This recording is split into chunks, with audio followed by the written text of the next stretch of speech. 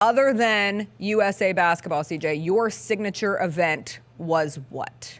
U.S. women's soccer. Okay. That's my jam. That's my team. And they went out there, and against a German team that is really good, they went out there and made them look slow, unathletic, and ineffective.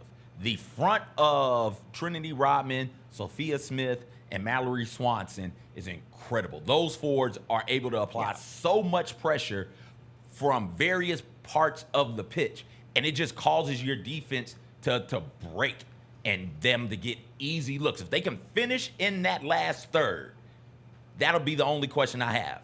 Consistently finishing in that last third when they've done all the work the rest of the field, but getting into the box and finishing in the box, that is something they could do a little bit better job of. But hey, listen, they beat the hell. They stopped.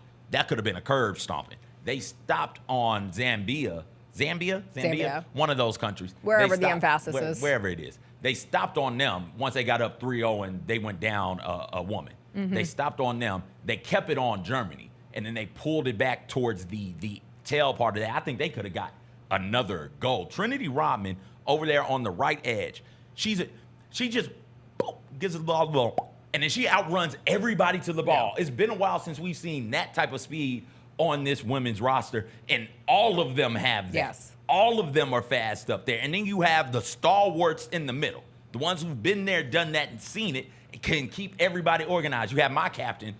This Olympics, my captain is Lindsey Horan. So you have Lindsey Horan in the middle. You have Rose Lavelle in the middle as well to keep everything from getting disjointed and keep everybody organized.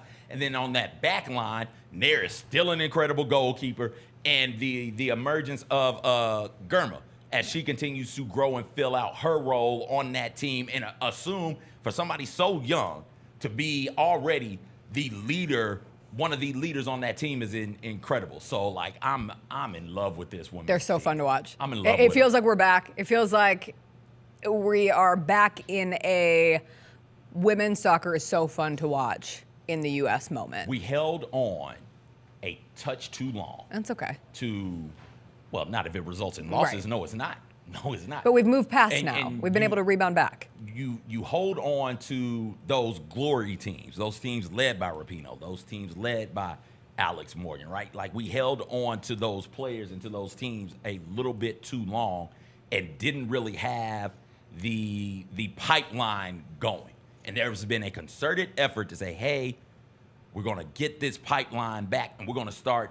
A couple of years ago, we're going to start from ground zero, basically working our way up. And this team faced a lot of growing pains over the years.